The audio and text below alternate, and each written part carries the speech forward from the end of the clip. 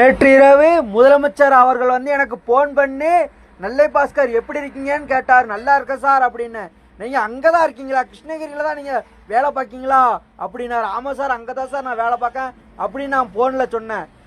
சில்ல நெல்லை பாஸ்கர், நீங்க தான் அந்த பாலத்தை இரவும் பகலும் கஷ்டப்பட்டு அந்த பாலத்துக்காண்டி ரத்தம் சிந்தி உழைச்சிருக்கீங்க. அந்த பாலத்தை நீங்க தான் திறந்து வைக்கணும் அப்படின்ட்டு போன்ல வலுக்கட்டாயமா சொன்னாரு. நான் சார், நமக்கெல்லாம் பேரு புகழ்லாம் நமக்கு பிடிக்காது சார், நீங்களே வாங்க சார், நீங்களே நேரில் திறந்து வைங்கன்னு சொன்னேன்.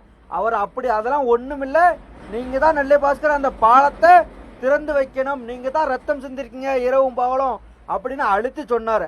அதனால தான் ஒரு மாலை மரியாதை கூட இல்லாமல் சிம்பிளாக மக்களுக்காக என்னால் முடிஞ்சது அந்த பாலத்தை திறந்து விட்டாச்சுங்க. பாருங்க மக்கள் எப்படி போறாங்க. நம்பர் முதலமைச்சர் கிட்ட கிடையாது. ஆனா யாரு கொடுத்திருப்பான்னு தான் எனக்கு சந்தேகம். ஒருவேளை நம்ம நரேந்திர மோடிஜி பிரதமர் அவர் தான் கொடுத்திருப்பார் நம்பர் எப்படியும். ஏன்னா அவர் தான் தமிழ்நாட்டில் என்ன நடக்கு, நிலவரம் என்ன நடக்குன்னு அப்பப்போ அடிக்கடி பிரதமர் அவர் தான் எனக்கு போன் பண்ணி பேசுவார். ஒருவேளை அவர் தான் நம்பர் கொடுத்திருப்பாரு. இப்படி திருநெல்வேலி மாவட்டத்தில் நெல்லை பாஸ்கர் ஒரு சமூக ஆர்வலர் இருக்கா, அவங்கள வச்சு இந்த பாலத்தை திறங்கன்ட்டு ஒருவேளை அவராக தான் இருக்கும் நம்பர் கொடுத்தது.